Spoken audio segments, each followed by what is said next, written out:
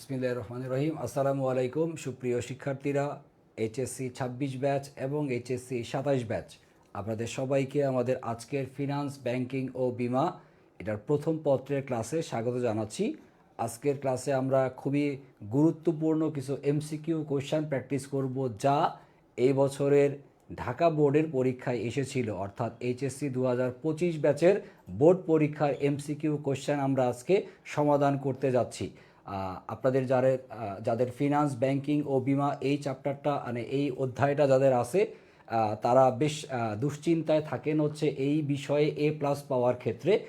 Finance, banking ও বিমা অংশ যদি ভালো করতে হয় তাহলে হচ্ছে অ্যাকাউন্টিং সাবজেক্টের মতো নিয়মিত এখানে অনুশীলন করার কোনো বিকল্প নাই। সো আপনাকে গুরুত্বপূর্ণ অঙ্কগুলো যেমন প্রতিনিয়ত সমাধান করতে হবে, পাশাপাশি বোর্ড পরীক্ষার কোশ্চেনগুলো আপনাকে অবশ্যই গুরুত্ব সহকারে সমাধান করা লাগবে। আর এমসিকিউ অংশে যদি 30-এ 30 পেতে চাই, যেটা আপনার A+ প্রাপ্তিকে সহায়তা করবে, সেটার জন্য অবশ্যই আপনাকে বোর্ড পরীক্ষার প্রশ্নগুলো অবশ্যই বুঝে বুঝে সমাধান করতে হবে। শুধু কোশ্চেন পড়লাম আর অ্যান্সার পড়লাম তাতেই কিন্তু হয়ে যাবে না। পাশাপাশি এই প্রশ্নগুলো কিভাবে আসছে, কোন জায়গা থেকে আসছে, কীরকমভাবে অপশন ঘুরিয়ে দিলে আপনি অ্যান্সার করতে পারবেন, সেই টেকনিকগুলো আপনাদেরকে শিখতে হবে, জানতে হবে, পারতে হবে। আর এই লক্ষ্যেই আমাদের এই ফ্রি ক্লাসগুলোর আয়োজন। আসেন আমরা আমাদের আজকের ক্লাসের মূল আলোচনায় চলে যাওয়ার আগে শুরুতে আমরা দেখে নেই যে আমরা কি শিখবো আজকে। আমরা শিখবো হচ্ছে এইচএসসি ২০২৫-এর বোর্ড পরীক্ষার প্রশ্ন। আর এইচএসসি ২৬ ব্যাচ অনেকেরই হচ্ছে জানুয়ারি মাসে টেস্ট পরীক্ষা। অনেকে টেস্ট পরীক্ষা নিয়ে বিভিন্ন রকমের চিন্তাভাবনাতে আছেন, অনেকে বিভিন্ন রকমের সাজেশান পেতে চাচ্ছেন।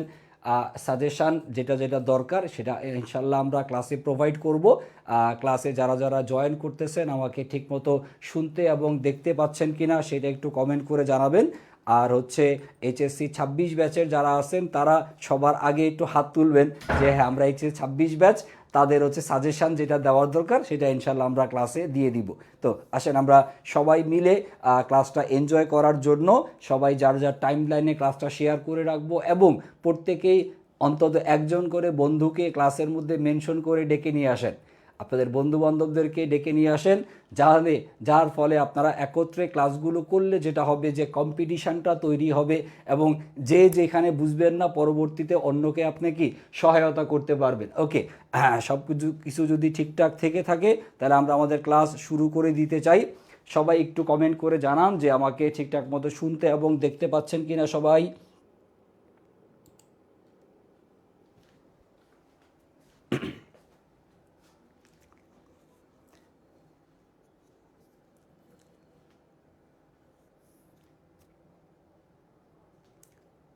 ওকে, রেডি সবাই?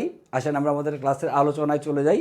আজকের ক্লাসে আমরা যা শিখব সেটা হচ্ছে বোর্ড পরীক্ষার প্রশ্ন, আগে যেহেতু বলে নিছি।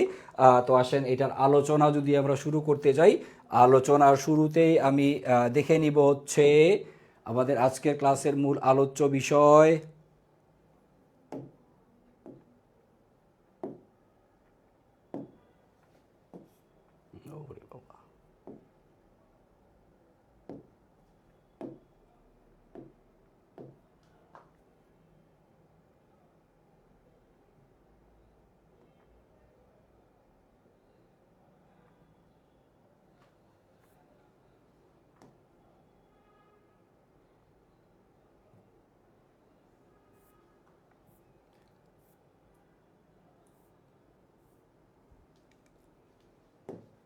ওকে, আমরা শুরু করতে চাই আমাদের প্রথম কোশ্চেনের আলোচনা।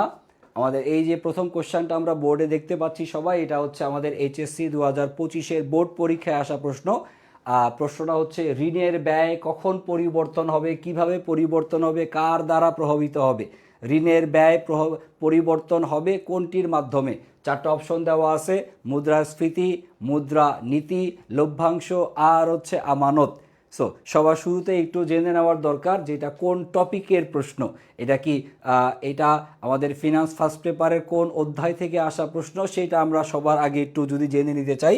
আমাদের ফিনান্স ফার্স্ট পেপারে এই জায়গাটার প্রশ্ন আসছে হচ্ছে ঋণের ব্যয়, মূলধন ব্যয় চ্যাপ্টার, সবার মনে থাকার কথা মূলধন ব্যয়। মূলধন ব্যয় নামে আমাদের একটা চ্যাপ্টার আছে, মূলধন ব্যয় চ্যাপ্টার থেকে আসা প্রশ্ন এইটা।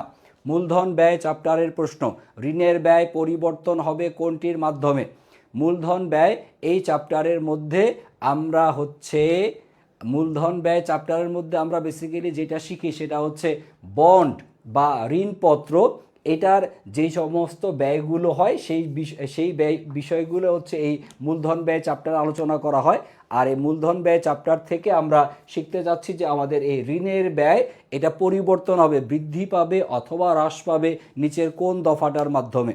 দেখি সবাই একটু কমেন্টে অ্যান্সার দেওয়ার চেষ্টা করেন, যারা যারা ক্লাস দেখতেছি আসেন কমেন্টে আমরা একটু অ্যান্সার দেওয়ার চেষ্টা করি।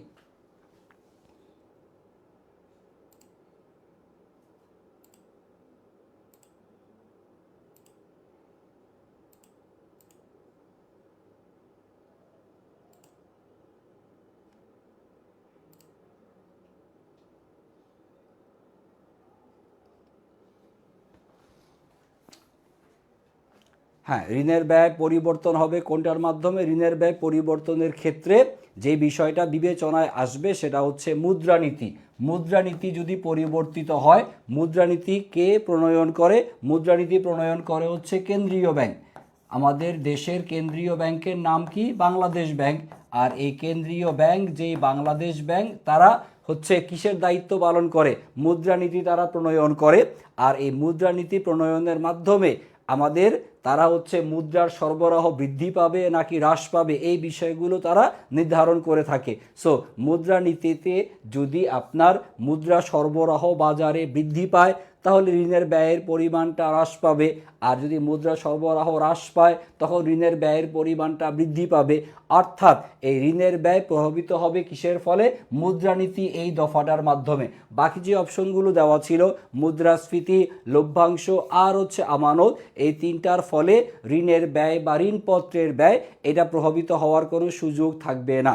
সঠিক উত্তর হবে হচ্ছে অপশন নাম্বার খ, মুদ্রানীতি এই দফাটার দ্বারা প্রভাবিত হবে বা পরিবর্তিত হবে কোনটা? ঋণের ব্যয়। ঋণকৃত মূলধনের ব্যয় বা ঋণপত্রের ব্যয় প্রভাবিত হবে কিসের মাধ্যমে? মুদ্রানীতি এর মাধ্যমে। আসেন পরবর্তী প্রশ্নে আমরা যাই। পরবর্তী প্রশ্ন কোয়েশ্চেন নাম্বার 2 নাম্বার প্রশ্নে যদি আমরা দেখতে চাই যে সাধারণ শেয়ার হোল্ডারগণ তারা মুনাফার অংশ পাবেন। সাধারণ শেয়ার হোল্ডারগণ মুনাফার অংশ পাবেন কোনটার মাধ্যমে? সাধারণ শেয়ার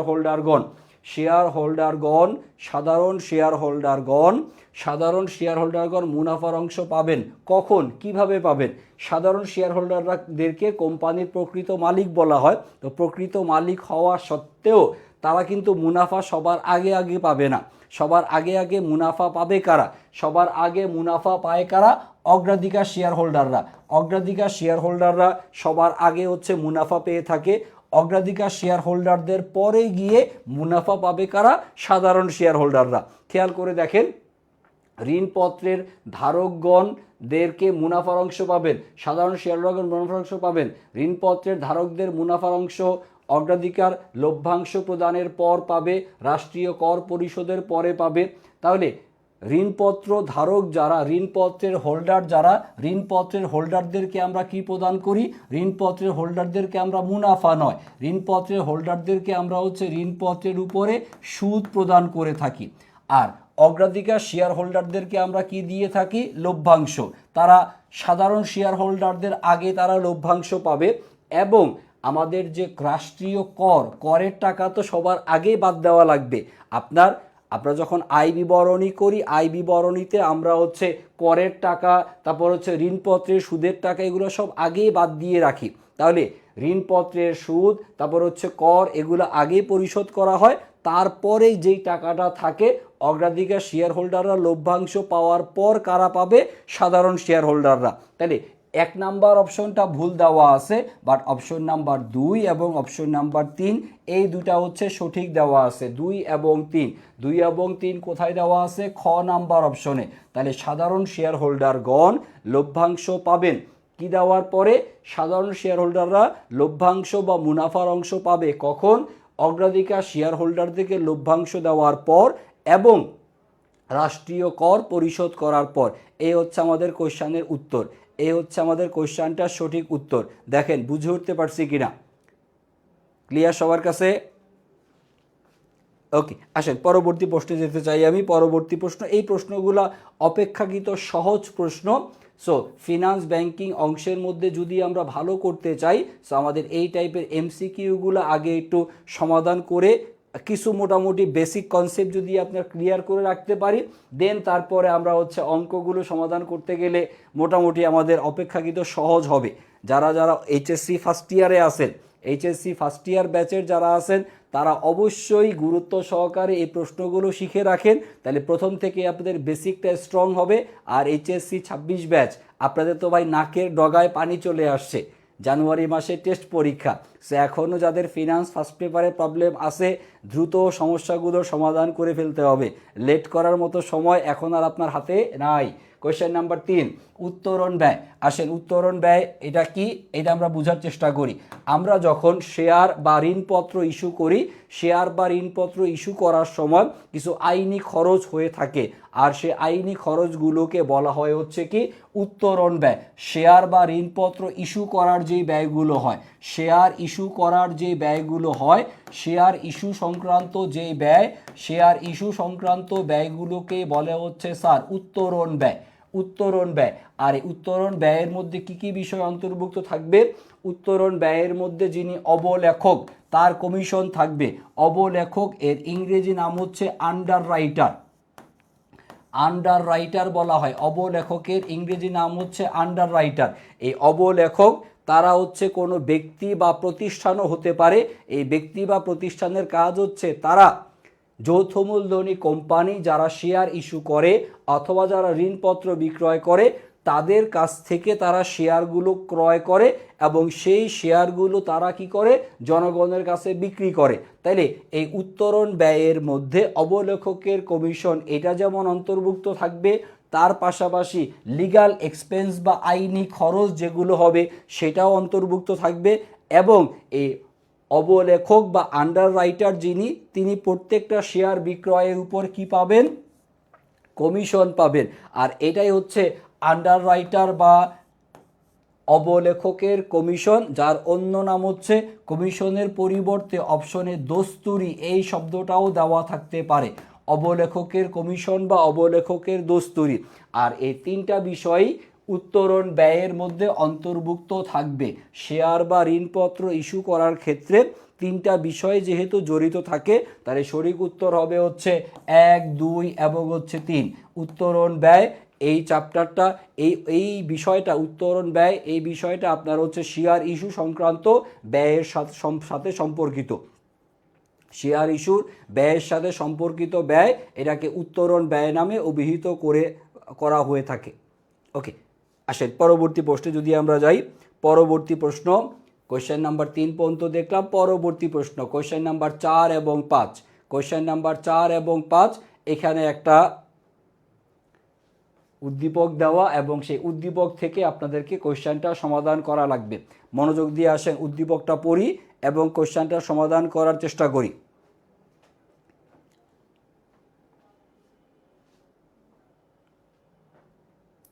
ওকে, এখানে একটা রপ্তানিমুখী প্রতিষ্ঠানের নাম বলে দেওয়া আছে। এই রপ্তানিমুখী প্রতিষ্ঠানটার নাম হবে হচ্ছে জিএমসি। এখানে একটু কারেকশান লাগবে, জিএমসি নামক কোম্পানি। জিএমসি একটি রপ্তানিমুখী প্রতিষ্ঠান। তাদের কার্যক্রম সম্প্রসারণের লক্ষ্যে তারা একটা নতুন প্ল্যান্ট স্থাপন করতে চায়। এর জন্য তাদের একটা বড় তহবিল দরকার, বড় অ্যামাউন্টের টাকা দরকার। তো যারা রপ্তানিমুখী প্রতিষ্ঠান, তাদের বড় অ্যামাউন্টের একটা টাকা দরকার। কিসের জন্য? তারা একটা নতুন প্ল্যান্ট স্থাপন করতে চায় এবং এই জন্য যেই টাকাটা দরকার সেই টাকাটা তারা কোন উৎস থেকে সংগ্রহ করবে, এই সম্পর্কিত সম্ভবত প্রশ্নটা। আসেন দেখি এইটা আমরা কিভাবে সমাধান করতে পারি। কোয়েশ্চেন নাম্বার 4 যেখানে উল্লেখ করে দেওয়া আছে যে জিএমসি কোম্পানি নিম্নের কোন বাজারের মাধ্যমে তারা এই তহবিলটা সংগ্রহ করতে পারবে। কোন বাজার থেকে তারা তহবিল সংগ্রহ করবে? কোন বাজার থেকে তহবিল সংগ্রহ করবে?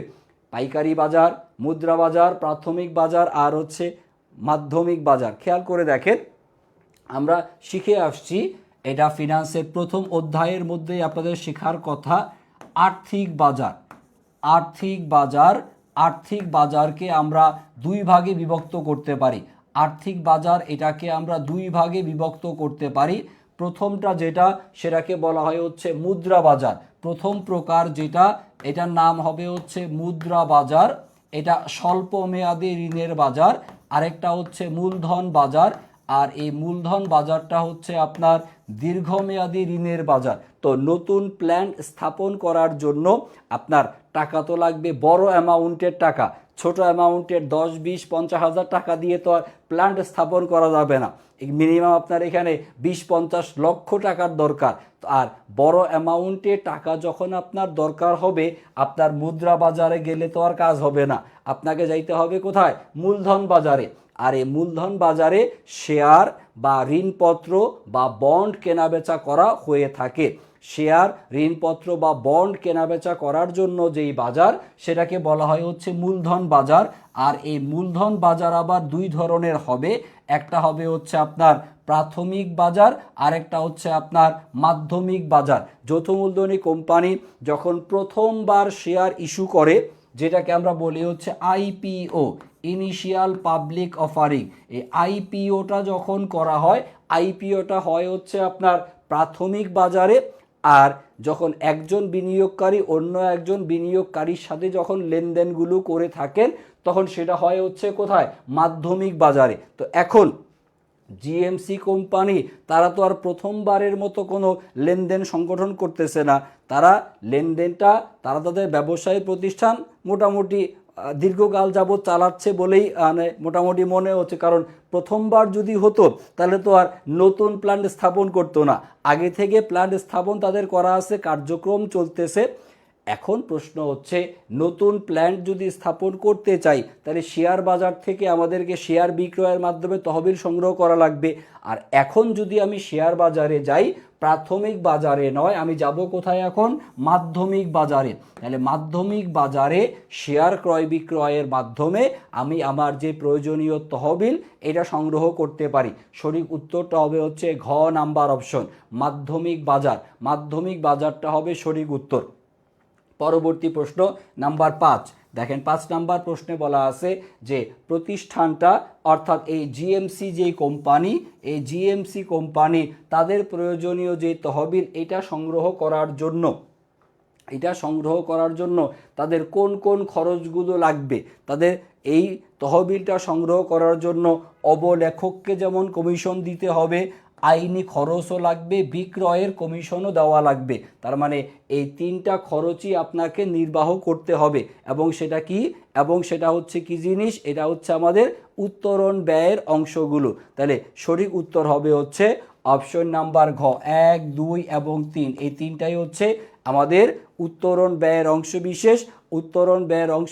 এবং জিএমসি কোম্পানিকে তাদের তহবিল সংগ্রহ করার জন্য এই ব্যয়গুলো অবশ্যই কি নির্বাহ করতেই হবে। আসেন পরবর্তী প্রশ্নে যদি যাই। পরবর্তী প্রশ্নে যাওয়ার আগে একটু আপনাদেরকে মনে করাই দিতে চাই, এইচএসসি 26 ব্যাচের যারা আছেন তারা চাইলে আমাদের বর্তমানে আই এডুকেশনের ব্যাচ চলতেছে, রানিং ব্যাচে চাইলে আপনি এখনই দ্রুত ভর্তি হয়ে আপনার ক্লাসগুলো করে মোটামুটি টেস্টের জন্য এবং হচ্ছে বোর্ড ফাইনালের জন্য ভালো একটা প্রিপারেশন নিতে পারেন। আপনি চাইলে কমার্সের গ্রুপ সাবজেক্টের জন্য আপনি ভর্তি হইতে পারেন, অথবা আপনার প্রয়োজন সাপেক্ষে সাথে আপনি বাংলা, ইংরেজি, আইসিটি অ্যাড করে পূর্ণাঙ্গ কোর্সের জন্য ভর্তি হতে পারেন। জাস্ট খুবই সামান্য একটা মূল্যে। খেয়াল করে দেখেন, আমাদের শুধুমাত্র অ্যাকাউন্টিং, ম্যানেজমেন্ট, ফিনান্স, মার্কেটিং অথবা যদি কারো অর্থনীতি থাকে, এই 5টা সাবজেক্টেরই আপনি প্রচুর পরিমাণ লাইভ ক্লাস পাবেন, পিডিএফ শিট পাবেন, ডাউট সলভ থাকলে ডাউটগুলো সলভ করে নেওয়ার সুযোগ পাবেন। মাত্র 1649 টাকা হচ্ছে কোর্স ফি। সেইখানে আপনি কমার্সের গ্রুপ সাবজেক্টগুলো পেয়ে যাবেন। আপনি একটা সাবজেক্ট যদি বাইরে টিচারের কাছে প্রাইভেট পড়তে যান, 1 মাসেই তো 1000 টাকা 1500 টাকা লেগে যায়। আর আমরা আপনাকে আপ টু বোর্ড ফাইনাল পর্যন্ত আপনাকে সম্পূর্ণ প্রস্তুতি মাত্র 1694 টাকাতেই হয়ে যাবে। আর যদি আপনার সাথে বাংলা, ইংরেজি অ্যাড করে নেন, তাহলে আপনার লাগবে 2549 টাকা। সো দেরি না করে যারা ভালো ফলাফল করতে চাই, শুধু তাদেরকেই বলতেছি। আর যারা হচ্ছে এখনও অপেক্ষায় বসে আছেন যে পরীক্ষার আগে একটা ওয়ান শট ক্লাস করব, তাতেই আমার প্রস্তুতি সম্পন্ন হয়ে যাবে, এই আশায় যারা বুক বেঁধে আছেন তাদের আশা ভেঙে যাইতে খুব বেশিক্ষণ সময় লাগবে না। এইচএসসি 25 ব্যাচের রেজাল্টই হচ্ছে তার প্রমাণ। সো এইচএসসি 26 ব্যাচ 27 ব্যাচ লেখাপড়া করার এখনই উপযুক্ত সময়। 27 ব্যাচের হাতে অনেক সময় আছে, অল্প অল্প করে পড়েন, পড়াশোনার কোনো প্রেশারই নেওয়া লাগবে না, খুব স্মুথলি আপনার কলেজ লাইফটা কেটে যাবে। আর এইচএসসি 26 খুব দ্রুতই আপনাদেরকে সিরিয়াস হইতে হবে, কারণ হচ্ছে টেস্টের পরের বাকি যে সময়টুকু থাকবে, এই সময়টুকু যদি ভালো মতো কাজে না লাগাইতে পারি তাহলে ভালো রেজাল্ট করাটা আসলেই কঠিন হয়ে যাবে। কারণ ফুল সিলেবাসের সবগুলো চ্যাপ্টার পড়া, একটা একটা ক্লাস সমাধান যদি আপনি আগে থেকে না করে রাখেন তাহলে আপনি ভালো ফলাফল কখনোই করতে পারবেন না। পরীক্ষার আগের রাতে পড়ে A+ পাওয়া, ওই দিন চলে গেছে, ওই দিন এখন আর বাংলাদেশে নাই, ওই দিন আর ফেরতও আসবে না। নাও আসুক সেটাই মনে প্রাণে কামনা করি, কারণ বিগত অনেকগুলো বছর ঠিকঠাক মতো আপনারা অনেকেই লেখাপড়া করেন নাই, জাস্ট স্বল্প কিছু টপিক পড়ে আপনারা চলে আসছেন। ইন্টারমিডিয়েটে যেই সিলেবাসটুকু আপনার জানার দরকার সেটা অল্প পড়ে A+ পেলে লাভটা কার? লাভ আপনি সাময়িক একটু মানসিক তৃপ্তি পেতে পারেন যে আপনি ভালো ফলাফল করছেন, কিন্তু ধরা আপনি ঠিকই খাবেন। হয় অ্যাডমিশন টেস্টে ধরা খাবেন, অ্যাডমিশন টেস্টে যদি আপনি উতরায় যান তাহলে আপনি চাকরির বাজারে গিয়ে ধরা খাবেন। চাকরির বাজারে উতরায় গেলে আপনি যখন আপনার ছেলে মেয়েকে পড়াইতে যাবেন তখন গিয়ে আপনি আটকে যাবেন। জীবনের কোথাও না কোথাও শর্ট সিলেবাসের দণ্ড আপনাকে পোহাইতেই হবে। সো আসেন পরবর্তী কোশ্চেনটা সমাধান করি। নেক্সট কোশ্চেন যেটা YTM, এটার পূর্ণরূপ জানতে চাওয়া হয়েছে। আর খুবই গুরুত্বপূর্ণ কোশ্চেন নাম্বার 7 নাম্বার প্রশ্ন, এটা হচ্ছে আপনার মূলধন বাজেটিং চ্যাপ্টার থেকে আসা। এই জায়গাতে জিজ্ঞাসা করা হয়েছে যে প্রকল্প মূল্যায়নের ক্ষেত্রে কোন বিষয়টাকে বিবেচনা করা, অর্থের সময় মূল্যকে বিবেচনা করে না, অর্থের সময় মূল্য বিবেচিত হবে না কোন পদ্ধতিটা। সো এই হচ্ছে দুইটা প্রশ্ন, আসেন আমরা একটু সমাধান করে নেই। দেখেন এই প্রশ্নের মধ্যে লিখে দেওয়া আছে, প্রথম যেটা 6 নাম্বারটা যদি চাই, YTM এর পূর্ণরূপ, YTM এর পূর্ণরূপ কি হওয়া উচিত? YTM